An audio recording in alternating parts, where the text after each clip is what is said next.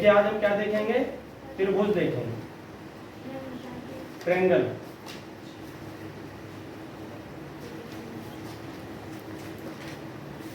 ये जो त्रिभुज है ये क्या है, अगर कोई इस तरीके से तीन बिंदु हमको दिए हो, इस तरीके से 3 पॉइंट दिए हो और इनको हम आपस में मिला दें तो क्या ट्रायंगल बन जाएगा। अगर जो कोई भी बिंदु संरेखी होते हैं, मतलब एक ही रेखा में तीन बिंदु अगर हैं ए बी सी, तो इनसे कभी कोई त्रिभुज बनेगा नहीं। वैसे तो त्रिभुज बनने के लिए हमको तीन बिंदु चाहिए, लेकिन आपसे पूछे कि हमेशा तीन बिंदु मिल जाएंगे त्रिभुज बन जाएगा, नहीं। अगर वो संरेखी होंगे, एक ही रेखा में होंगे, तो कभी ट्रायंगल बनेगा नहीं। और ये जरस भी इधर उधर हुए कि नहीं, मान लो कोई इसमें से बिंदु ये सी यहाँ ना हो करके मान लो कहीं और हो गया, कहीं चला गया, मान लो यहाँ पास चला गया, तो आप जैसे ही इनको मिलाओगे वैसे ही क्या बन जाएगा, एक ट्रायंगल बन जाएगा। जरस भी डिसमिस होगा पॉइंट इधर उधर होगा कोई ना कोई, अगर एक ही लाइन में नहीं होगा तो जरूर ट्रायंगल बनेगा। अगर कोई भी पॉइंट सीधी रेखा में ना होकर कहीं भी हो जाएगा तो आपका हमेशा क्या बन जाएगा, त्रिभुज बन जाएगा। ए बी सी उसका नामकरण कर सकते हैं। यानी त्रिभुज क्या है, तो त्रिभुज तीन बिंदुओं से बनी हुई एक बंद आकृति होती है। ऐसी होती क्लोज, समझे। ट्रायंगल जो होता है वो 3 पॉइंट से बना हुआ एक क्लोज होता है। क्या होता है, एक क्लोज आकृति उसकी होती है, बंद आकृति उसकी होती कि नहीं होती है, बोले क्या। अगर जो एक रेखा में है तो नहीं बनेगा, वरना कहीं भी बिंदु होंगे ट्रायंगल बन जाएगा। समझे। अब ट्रायंगल में भी कई रूप होते हैं, कैसे बनते हैं। तो जो त्रिभुज होता है,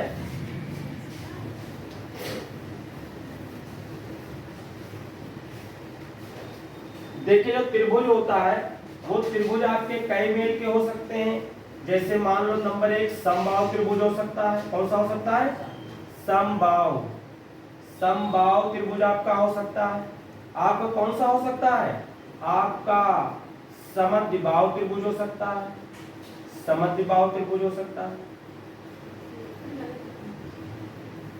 आपका और कौन सा त्रिभुज हो सकता है, विषमबाहु हो सकता है, विषमबाहु त्रिभुज हो सकता है।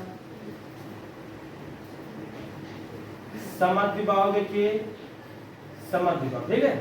विषमबाहु त्रिभुज हो सकता है। नंबर 4 आपका समकोण त्रिभुज हो सकता है, ठीक है। इस तरीके के ट्रायंगल भी हो सकते हैं। ट्रायंगल बनने के लिए तीन बिंदु चाहिए और तीनों बिंदु समरेख ना हो, असमरेखी होना चाहिए, मतलब एक ही रेखा में ना हो। फिर उस त्रिभुज के 4 देखो प्रकार भी हमको मिल गए, नहीं मिल गए। कौन से, अगर समबाहु त्रिभुज है तो ऐसा त्रिभुज जिसकी तीनों भुजाएं आपस में क्या होंगी, बराबर हो जाएंगी। समद्विबाहु त्रिभुज वो होगा जिसकी दो भुजाएं आपस में क्या हो जाएंगी, बराबर, लेकिन एक भुजा डिफरेंस होगी। विषमबाहु त्रिभुज वो होगा जिसकी तीनों भुजाएं क्या होंगी, अलग अलग होंगी, डिफरेंस होंगी, वो विषमबाहु त्रिभुज हो जाएगा।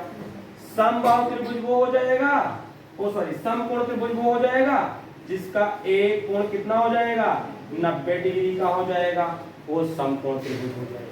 तो इनका हम नामकरण कर दें, कहते हैं ए है, बी है और क्या है ये, सी। तो फिर इसमें क्या होगा, इसमें ए बी बराबर क्या हो जाएगा, बी सी बराबर क्या हो जाएगा, सी ए हो जाएगा। और इसमें भी देखिए प्रत्येक कोण जो इसका होगा वो भी आपस में बराबर होगा और कितने का होगा, 60 डिग्री का भी होता है, ये भी आप लोग याद रखें। जो समबाहु त्रिभुज होता है उसका प्रत्येक कोण कितने कितने डिग्री का होता है, 60 डिग्री का।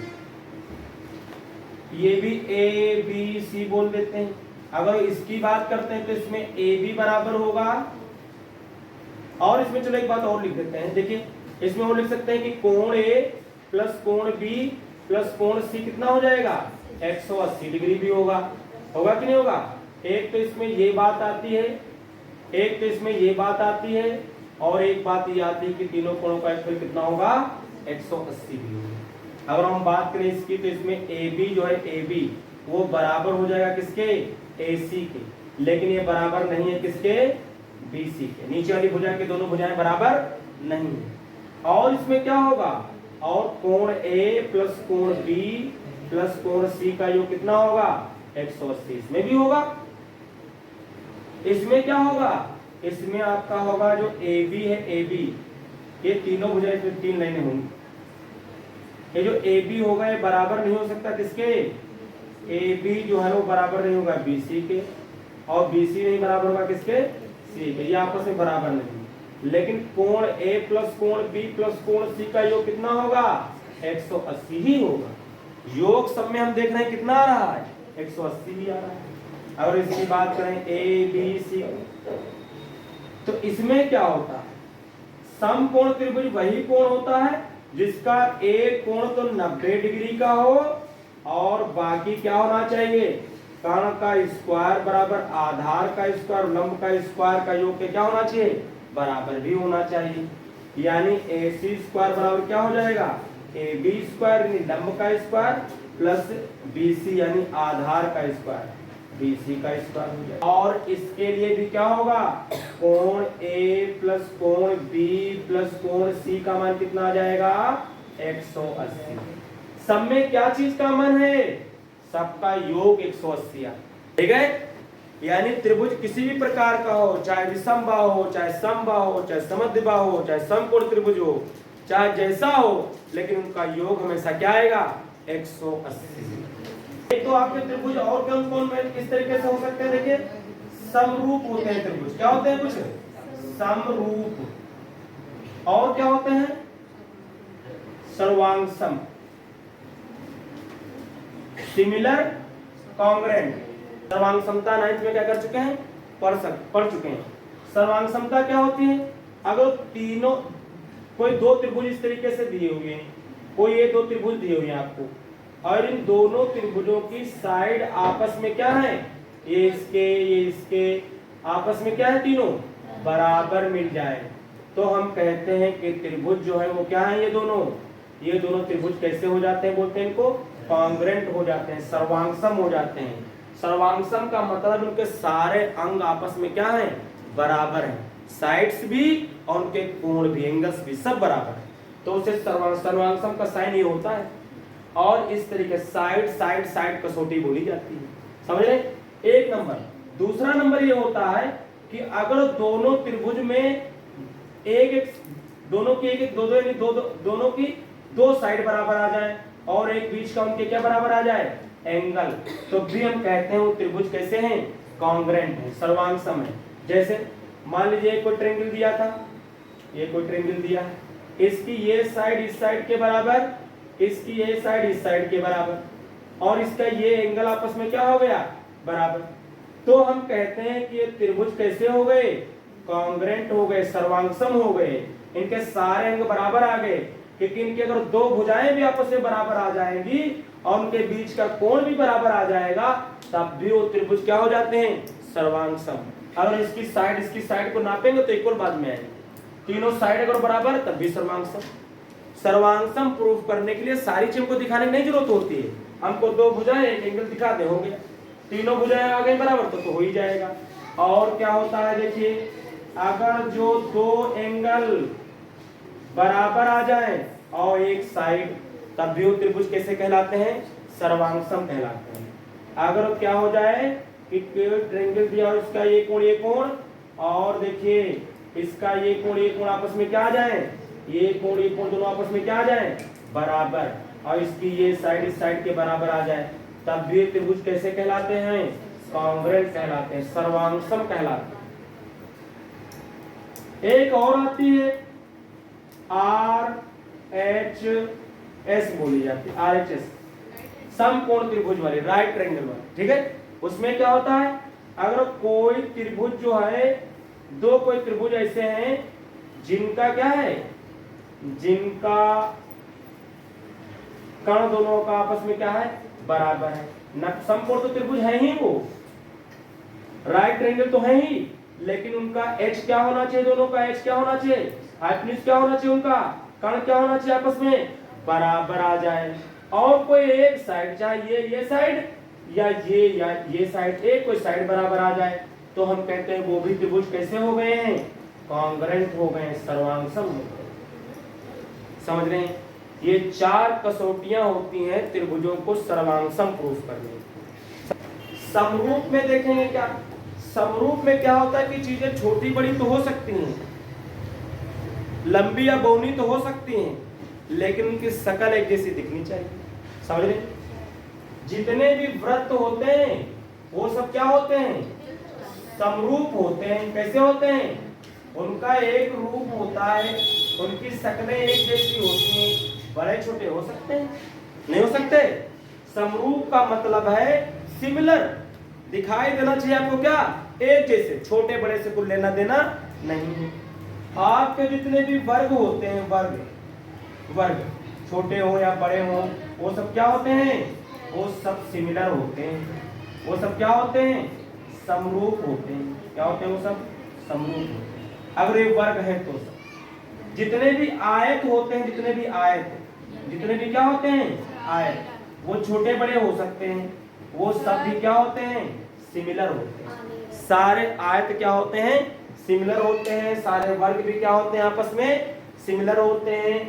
सारे सर्किल भी क्या होते हैं? वृत्त भी क्या होते हैं? सिमिलर होते हैं। क्या होता है? अगर आपको प्रूफ करना है कि ये दो लोग, दिखाओ कि ये दो लोग कैसे हैं?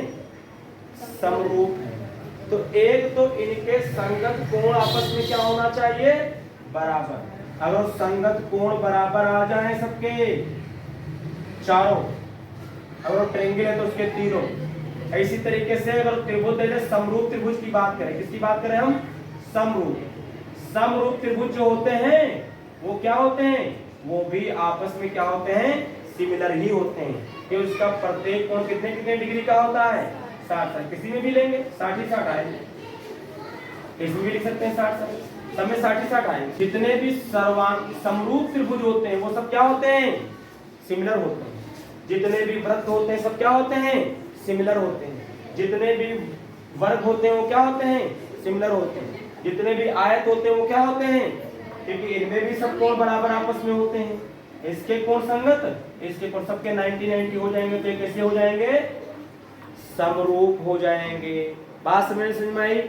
अगर जो एक आकृति के इस तरीके से अगर एक के संगत कोण दूसरे के संगत कोण आपस में बराबर आ जाए तो वो क्या कहलाते हैं? समरूप कहलाते हैं। क्या कहलाते हैं वो? समरूप, सिमिलर। इनके बीच में हम कैसा निशान लगाते हैं? केवल ये वाला लगाते हैं, ऊपर वाला।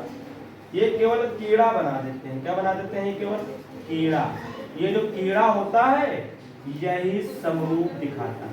केवल एक कीड़ा बनाएंगे, समरूप हो जाएगा। समरूप ये नहीं कहेंगे समय समरूप है, क्या लगा देंगे? अगर कहीं निशान लगा है तो इसका मतलब क्या है? ये समरूप। छोटे बड़े तो हैं लेकिन शक्ल उनकी कैसी है? एक जैसी। कुछ बात समझ में क्या होगा? और इसी को हमको यहाँ क्या करना है? पढ़ना है। कई बार वो पूछ लेता है और बहुकल्पी में पूछा भी जा सकता है कि निम्न आकृतियां समरूप होती हैं, तो आप पूछ सकता है वृत्त, तो वृत्त होते हैं।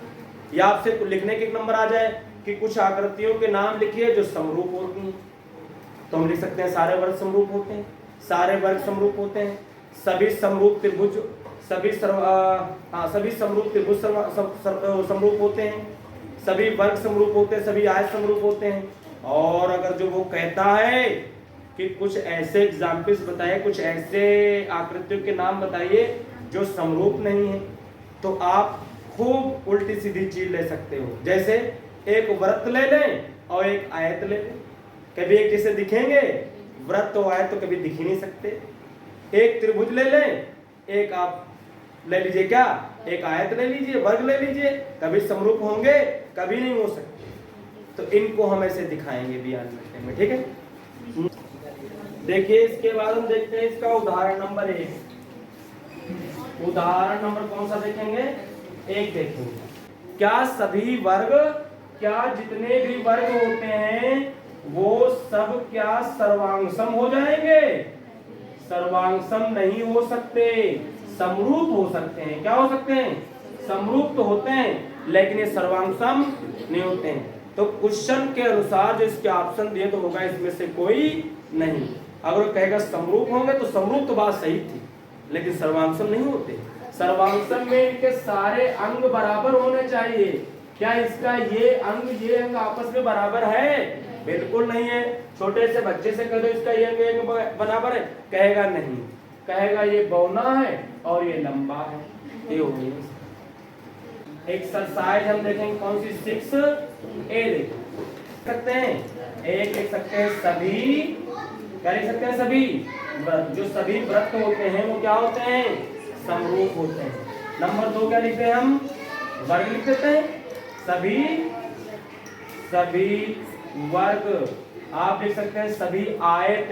ये सब क्या होते हैं? आपके समरूप होते हैं। ये देखिए अगर उनकी बात करें तो देखिए ये सर्किल हमने बनाया, ये हमने सर्किल बनाया, ये हमने सर्किल बनाया, ये हमने सर्किल बनाया। ये सब आपस में क्या है? ये सिमिलर हैं। ये सब आपस में क्या है? सिमिलर है। सब समरूप जितने हैं इनको सब में कीड़े बना सकते हैं, सब कीड़े वाले हैं।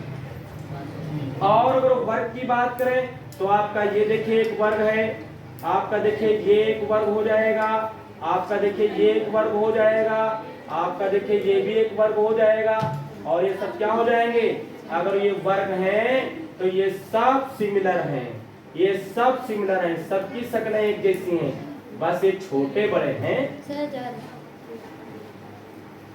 बोलिए नहीं हो जाएंगे क्या? तो इसके बाद देखिए इसका दूसरा नंबर क्या कह रहा है हमसे? कह रहा है ऐसी आकृतियां जो समरूप नहीं है। तो आप लिख सकते हैं क्या? नंबर 1 लिख सकते हैं क्या? एक वृत्त, क्या खाली लिख लो वृत्त, वृत्त और लिख लेते हैं, आयत लिख देते हैं। क्या लिख देते हैं? आयत। ये कभी भी समरूप नहीं हो सकते, ये कभी भी समरूप नहीं हो सकते भाई, ये समरूप होंगे ही नहीं कभी। और अगर हम बात करें किसकी, हम लिख सकते हैं क्या? वृत्त, और क्या लिखते हैं हम? त्रिभुज लिखते हैं। क्या लिखते हैं? त्रिभुज।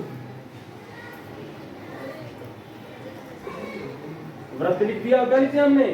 ट्रायंगल लिख दिया, ट्रायंगल बना दिया। बोलिए हम लिखते हैं क्या? हम लिखते हैं आयत और त्रिभुज बना सकते हैं। आयत और त्रिभुज भी कभी सिमिलर नहीं हो सकते, हो जाएंगे? इनकी तो एक टांगे टूटी है, जब इसमें एक भुजा ही नहीं तो कहां से हो जाएंगे? के बाद देखिए क्वेश्चन नंबर हम कौन सा देखेंगे? 2 नंबर देखेंगे। कौन सा देखेंगे? 2 नंबर। देखिए हमसे क्या बोल रहा है? कह रहा है बताइए कि निम्नलिखित चतुर्भुज समरूप हैं या नहीं। देखिए 2 चतुर्भुज हमको दिए हुए हैं। एक देखिए ये दिया हुआ है हमें PQRS, ये दिया हुआ, और ये दिया 1.5 सेंटीमीटर, ये आपको भी दिया 1.5 सेंटीमीटर, और ये भी आपको दिया 1.5 सेंटीमीटर, ये भी दिया आपको 1.5 सेंटीमीटर, ये दिया हुआ। और क्या दिया हमको? देखिए स्क्वायर दिया हुआ है, वर्ग दिया हुआ है। ये देखिए ये क्या दिया हमको? एक वर्ग दिया हुआ। 3 3 3 3, क्योंकि सब इक्वल साइड है, इसका मतलब ये क्या है? वर्ग है। और ये 90 डिग्री पर भी है, दिख रहा है आपको। और ये क्या कह रहा है? चतुर्भुज समरूप है या नहीं, ये आपको बताना है। इसका नामकरण भी कर देते हैं A B C, और क्या कर देंगे इसको? D लिख देंगे। अगर किसी के संगत कोण बराबर आ जाए, क्या आ जाए? संगत कोण, तो वो समरूप हो जाता है। समझ रहे? 2 चीजें होती हैं, साइड्स का अनुपात, यानी जो उनकी भुजाओं हो उनका अनुपात। अगर भुजा ये भुजा बटे ये करेंगे जो आएगा वही, ये भुजा बटे ये करेंगे तब भी वही आएगा, ये भुजा बटे ये भुजा बटे करेंगे तब भी वही आएगा, और ये बटे ये करेंगे तब भी वही आएगा। यानी भुजाओं में अनुपात क्या जाएगा? सेम आ जाएगा। लेकिन क्या इनके कोण इक्वल हैं? ये कोण क्या इनके इक्वल हैं क्या संगत? बताइए। नहीं है, साफ साफ दिख रहा है कि 90 है, लेकिन ये 90 नहीं है। अगर कोण किसी के इक्वल नहीं है तो फिर वो समरूप नहीं होता। समरूप होने के लिए उनके कोण संगत क्या होना चाहिए? बराबर आने चाहिए। बराबर हम लिखेंगे सिंस यहाँ कोण जो P है वो बराबर नहीं है कोण किसके, ए के। कोण जो यहाँ कह सकते हो Q है वो बराबर नहीं है किसके, B के। यहाँ जो कोण आपका C है वो बराबर नहीं है किसके, कोण R के। यहाँ जो कोण आपका दिया हुआ है क्या, S, वो बराबर नहीं है किसके, कोण D के। इसलिए यह समरूप नहीं, यह समरूप नहीं है, यह समरूप नहीं है। इस बात है कि क्वेश्चन नंबर कौन सा देखेंगे, 3 नंबर देखेंगे। और देखिए हमसे कह रहा है बताइए कि इनके चतुर्भुज ABCD और PQRS समरूप हैं या नहीं। देखिए एक बना हुआ है, इस तरीके से एक आकृति बनी हुई है, ये देखिए, और एक इधर आकृति बनी हुई है, ये देखिए, और इसमें कुछ दिया हुआ है। देखिए क्या दिया हुआ है हमको दिया हुआ है 85 डिग्री, हमको ये दिया हुआ है 70 डिग्री, हमको ये दिया हुआ है 105 डिग्री, हमको ये दिया हुआ है 100 डिग्री दिया, 100 डिग्री। इसमें ये हमको दिया हुआ है 85 डिग्री, ये हमको दिया हुआ है 70 डिग्री, ये हमको दिया है 105 डिग्री, ये हमको दिया हुआ है 100 डिग्री। इनका नामकरण कर दिया गया ABCD, ABCD। इसका नामकरण कर दिया गया है PQR और क्या S। और इसमें दिया हुआ है 2.4, इसमें हमको दिया हुआ है 2.1, इसमें हमको दिया है 1.5 सेंटीमीटर में गिवन है, और दिया 2.5, और इसमें हमको दिया है 4.2, और इसमें हमको दिया हुआ है कितना 3.0, इसमें हमको दिया है 5.0, इसमें हमको दिया है 4.8। ठीक, ये गिवन। आइए देखते हैं। एक तो हमको इसके संगत कोण आपस में क्या दिख रहे हैं, बराबर, तो ये सिमिलर होगा ही, तो ये सिमिलर होगा ही।